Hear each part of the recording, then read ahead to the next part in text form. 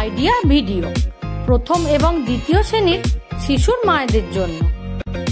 নমস্কার, আজকের মিটিংয়ে আপনাদের সকলকে স্বাগত। আশা করি গত সপ্তাহের আইডিয়া ভিডিও আপনাদের সকলের ভালো লেগেছে। চলুন তাহলে আজকের মিটিং শুরু করি। গত সপ্তাহের কার্যকলাপ এবং প্রথম ও দ্বিতীয় শ্রেণীর কর্মপত্র এবং কাগজ দিয়ে পায়রা তৈরি ভিডিওটি আপনাদের কেমন লেগেছে তার অভিজ্ঞতা সকলকে বলুন। এবার সাথে আনা কর্মপত্রটি নিজেদের মোবাইলে ছবি তুলে নিন। ততক্ষণ এই ভিডিওটি এখানে থামিয়ে দিন। চলুন এবার আগের একটি কার্যকলাপ করি, যার নাম কিছু করে দেখি। সকল মায়েরা একটি লাইনে বসুন। প্রত্যেক মায়ের সামনে কিছু মটর বা ছোলা রাখুন। এবার যে কোনো একজন মা থালায় চুড়ি রেখে একে একে সব মায়েদের মাথার উপর রাখবে। মায়েদের চুড়ির ভিতর মটর বা ছোলা রাখতে হবে। এইভাবে যে মা সব থেকে বেশি মটর বা ছোলা চুড়ির মধ্যে রাখতে পারবে তার জন্য সকলে জোরে হাততালি দিন। এই খেলাটি হওয়া পর্যন্ত ভিডিওটি এখানে থামিয়ে দিন। চলুন এবার আগের একটি কার্যকলাপ করি, যার নাম কিছু নতুন শিখি। রক্তে হিমোগ্লোবিন তৈরি করতে আয়রনের প্রয়োজন হয়। আসুন এটি সম্পর্কে আরও বিস্তারিত জেনে নিই। শরীরে হিমোগ্লোবিনের সঠিক পরিমাণ। আমাদের শরীরে ভিটামিনের পাশাপাশি মিনারেলও প্রয়োজন। আয়রন এমন একটি মিনারেল যা শরীরের জন্য খুবই গুরুত্বপূর্ণ। রক্তে হিমোগ্লোবিন তৈরি করতে আয়রনের প্রয়োজন হয়। আসুন দেখে নেওয়া যাক রক্তে হিমোগ্লোবিনের সঠিক পরিমাণ এবং এর জন্য শরীরে কী ধরনের খাবার প্রয়োজন। নবজাতক শিশুদের শরীরে হিমোগ্লোবিনের পরিমাণ 17 থেকে 22, শিশুদের শরীরে 11 থেকে 13, প্রাপ্তবয়স্ক পুরুষদের 14 থেকে 18 এবং প্রাপ্তবয়স্ক মহিলাদের 12 থেকে 16 গ্রাম ডেসিলিটার হয়।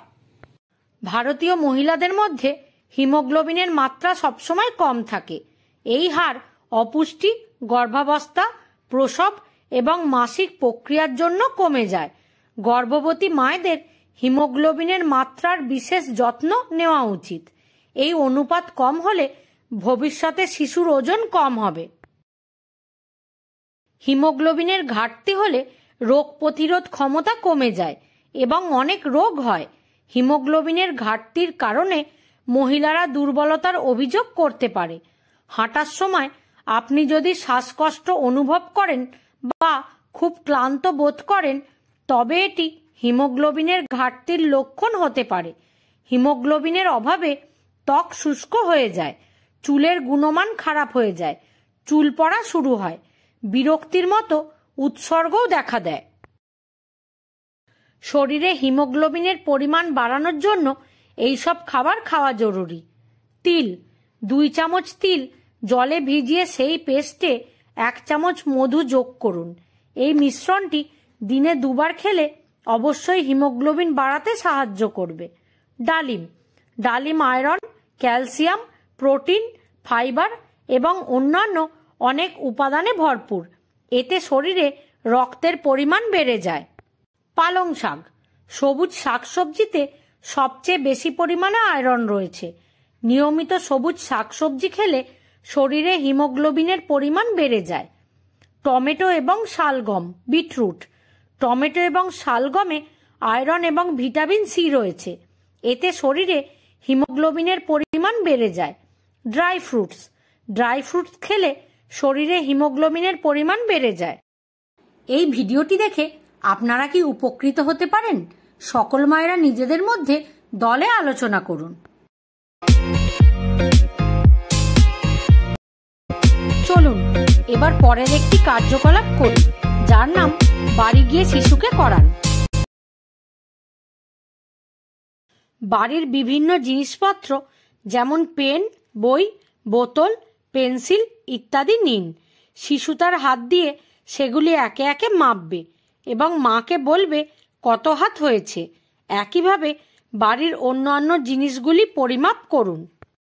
এর সাথেই প্রথম শ্রেণী এবং দ্বিতীয় শ্রেণীর বিয়োগের সমস্যা সমাধান করার কর্মপত্রটি বাড়ি গিয়ে শিশুর সাথে সম্পূর্ণ করুন। দেওয়া কার্যকলাপ এবং কর্মপত্রটি করে শিশুরা কি আনন্দ পেয়েছে? এই অভিজ্ঞতাটি আমাদের সাথে অবশ্যই শেয়ার করুন। আশা করি আইডিয়া ভিডিওটি আপনাদের ভালো লেগেছে। আজকের কার্যকলাপটি এখানেই শেষ করা হচ্ছে। এই ধরনের আরও নতুন নতুন কার্যকলাপ জানতে আগামী সপ্তাহে আমরা আবার একত্রিত হব। ততদিন পর্যন্ত নিজের ও শিশুর যত্ন নিন। ধন্যবাদ।